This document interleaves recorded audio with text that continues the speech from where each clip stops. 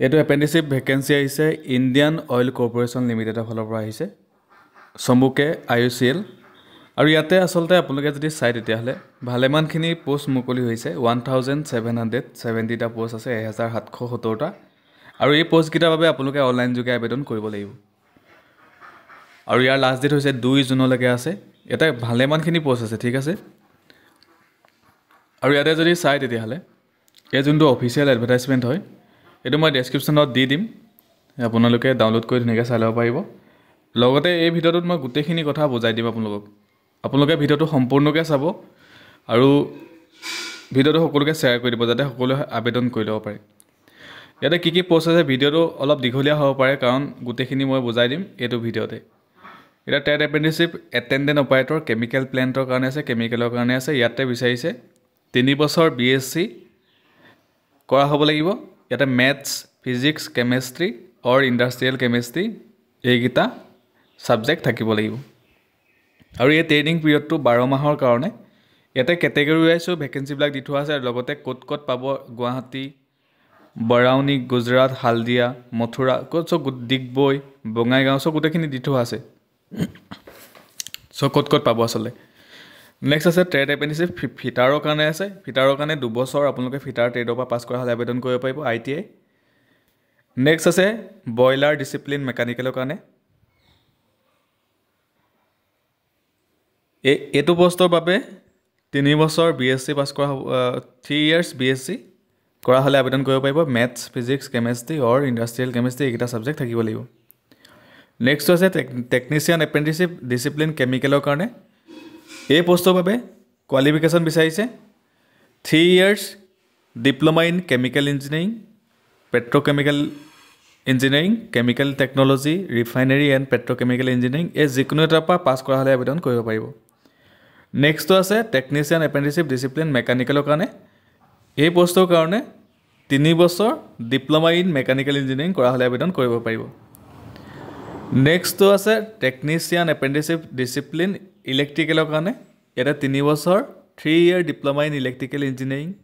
diploma in electrical and electronics engineering যিকোনো এটা পৰা পাছ কৰা হ'লে আবেদন কৰিব পাৰিব নেক্সট হৈছে টেকনিচিয়ান এপেণ্ডিচিপ ডিচিপ্লিন ইনষ্ট্ৰুমেণ্টেশ্যন এই পোষ্টৰ বাবে 3 year diploma in instrumentation engineering instrumentation and electronics instrumentation and control engineering applied electronics and instrumentation engineering যিকোনো এটাৰ পৰা পাছ কৰা হ'লে আবেদন কৰিব পাৰিব নেক্সটটো আছে ট্ৰেড এপেণ্ডিচিপ ছেক্ৰেটেৰিয়েল এছিষ্টেণ্ট এই পোষ্টৰ বাবে 3 year BA BSc BCom আপোনালোকে গ্ৰেজুৱেশ্যন ডিগ্ৰী পাছ কৰা হ'লে আবেদন কৰিব পাৰিব যিকোনো ষ্ট্ৰীমৰ পৰা পাছ কৰা হ'লে আবেদন কৰিব পাৰিব ছায়েন্স আৰ্টছ কমাৰ্চ যিকোনো ষ্ট্ৰীমৰ পৰা আৰু এই পোষ্টৰ বাবে 15 মাহৰ কাৰণে ঠিক আছে 15 monthsৰ কাৰণে ট্ৰেইনিংটো হ'ব নেক্সট আছে একাউণ্টেণ্টৰ কাৰণে বিচাৰিছে 3 years BCom পাছ কৰা হ'লে আবেদন কৰিব পাৰিব নেক্সটটো আছে trade apprenticeship data entry operator fresher apprenticeship এই পোষ্টৰ বাবে ক্লাছ 12 পাছ কৰা হ'লে আবেদন কৰিব পাৰিব 12 মাহৰ কাৰণে ক্লাছ 12 পাছ কৰা হ'লে আবেদন কৰিব পাৰিব নেক্সট আছে trade apprenticeship data entry operator skill certificate holders এই পোষ্টৰ কাৰণে কিন্তু ক্লাছ 12 পাছ কৰা হ'ব লাগিব লগতে আপোনালোকৰ skill certificate holders in domestic data entry অপাৰেটৰৰ পৰা আপোনালোকৰ চাৰ্টিফিকেট থাকিব লাগিব এইকেইটা আছিলে দেখা পালে আপোনালোকে 12 মাহ যোনটো ছেক্ৰেটেৰিয়েল এছিষ্টেণ্ট সেইটো কাৰণে 15 মাহ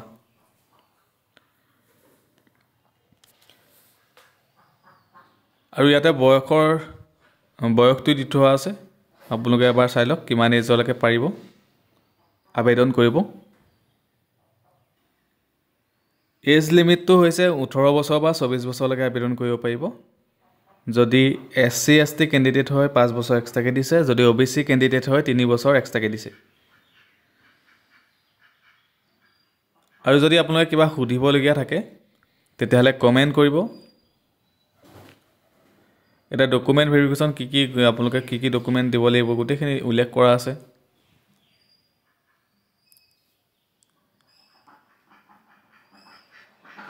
টোটাল 9টা পেজ আছে এডভাৰটাইজমেণ্টত মই ডেছক্ৰিপশ্যনত দিয়া থাকিব আপোনালোকে ধুনীয়াকৈ চাই ল'ব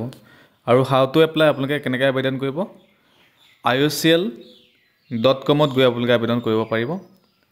2 জুনলৈকে থাকিব ইয়াতে লাষ্ট ডেটটো দি থোৱা আছে 2 জুনলৈকে আপোনালোকে আবেদন কৰি ল'ব পাৰিব চ' গোটেইখিনি দি থোৱা আছে ইয়াত আৰু অনলাইন আবেদনৰ লিংকটো মই ডেছক্ৰিপশ্যনত দি দিম আপোনালোকে অনলাইন আবেদন কৰি ল'ব কিবা সুধিবলগীয়া থাকিলে কমেণ্ট কৰি জনাব ভিডিঅ'টো সকলোকে শ্বেয়াৰ কৰি দিব ধন্যবাদ